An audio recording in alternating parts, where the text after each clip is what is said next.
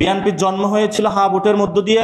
BNP যদি না ভোটে স্টিক থাকে, বিএনপির হলো মৃত্যু হবে না ভোটের মধ্য দিয়ে। বিএনপি এই কনসেনসাস কমিশনের মধ্য দিয়ে আওয়ামী লীগকে নিয়ে আসার যে পায়তারা চালাচ্ছিল, বাংলাদেশের জনগণ সেই জায়গাটা ঠেকিয়ে দিয়েছে। ডক্টর ইউনূসকে অবশ্যই জনসম্মুখে উপস্থিত হতে হবে, আর সেই জনসম্মুখে উপস্থিত হওয়ার স্থান হলো শহীদ মিনার। শহীদ মিনারে উনি যাবেন, উনি তো একটু আস্তে আস্তে এমনি হাঁটেন, সুন্দরভাবে যাবেন, পুরো বাংলাদেশকে ডাকবেন, আমরাও যাব, সবাই এখানে উপস্থিত হবেন, আপনি সেখানে বসবেন, আদেশ জারি করবেন, আদেশে সাইন করবেন। তবে আমাদের আহ্বান থাকবো, রাজনৈতিক দলগুলোকে একটু নিচে রাখবেন, শহীদ এবং আহত ফ্যামিলিদেরকে একটু উপরে রাখবেন। এবার রেখে আপনি আদেশ জারি করবেন, বাংলাদেশ আপনার সাথে থাকবে। আর কনসেনসাস কমিশন যে সুপারিশমালা দিয়েছে, অনেকেই বলছে তারা ঐক্য সৃষ্টি করছে, তা আমরা এখানে বলবো যে কনসেনসাস কমিশনকে ভিন্ন খাতে নেওয়ার প্রচেষ্টা চালানো হয়েছিল। কেন চালানো হয়েছিল? আওয়ামী লীগকে নিয়ে আসার জন্য। বিএনপি এই কনসেনসাস কমিশনের মধ্য দিয়ে আওয়ামী লীগকে নিয়ে আসার যে পায়তারা চালাচ্ছিল, বাংলাদেশের জনগণ সেই জায়গাটা ঠেকিয়ে দিয়েছে। তাদের উপর নতুন করে আরেকটা বর আবির্ভূত হয়েছে, সেটা হলো জাতীয় পার্টি। জাতীয় পার্টি এবং আওয়ামী লীগ প্রশ্নে আমরা কোনো ছাড় দিব না, কারণ তারা আমাদের পিঠের চামড়া তুলে নিয়েছিল। ওবায়দুল কাদের বলেছিল 5 লাখ লোক মারা যাবে, আমরা একটা লোকের গায়েও হাত দেই নাই, আমরা এখনো ধৈর্য ধারণ করতেছি। কিন্তু যদি বাধা দিতে আসেন, সেখানে কিন্তু চরম বাধা আমরা গড়ে তুলব।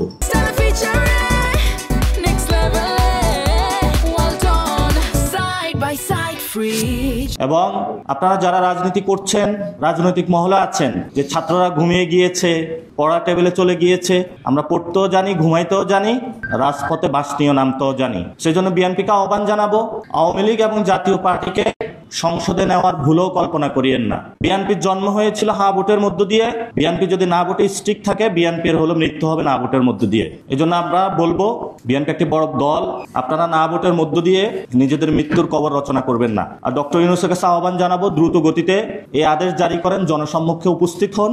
আমাদের হাতে সময় বেশি নেই, দেশ অন্য পরিস্থিতির দিকে যাচ্ছে। ফেব্রুয়ারির মধ্যে ইলেকশন দেন। আপনি যদি ফেব্রুয়ারির মধ্যে ইলেকশন না দিতে পারেন, তাহলে পরবর্তীতে যদি কোনো গৃহযুদ্ধের পরিস্থিতি হয়, সে দায়িত্ব আপনার কাঁধে বর্তাবে। তো যারা উপদেষ্টাদের লক্ষ্য করে কথা শেষ করব, যারা 1 বছর আরাম কেদারায় বসে বসে ফ্যামিলি মেম্বারদের নিয়ে রাষ্ট্রের বিভিন্ন জায়গা থেকে টাকা লুপাট করেছেন, এখন সার্ভিস দিতে হবে, যথেষ্ট হয়েছে। এই জন্য আজকে মান্না ভাই একটা প্রোগ্রাম করেছেন, এই প্রোগ্রামের দিয়ে এখানে 9টি দল নিজেদের মধ্যে একটা আন্ডারস্ট্যান্ডিং এসেছে, প্রিন্সিপাল বেসড।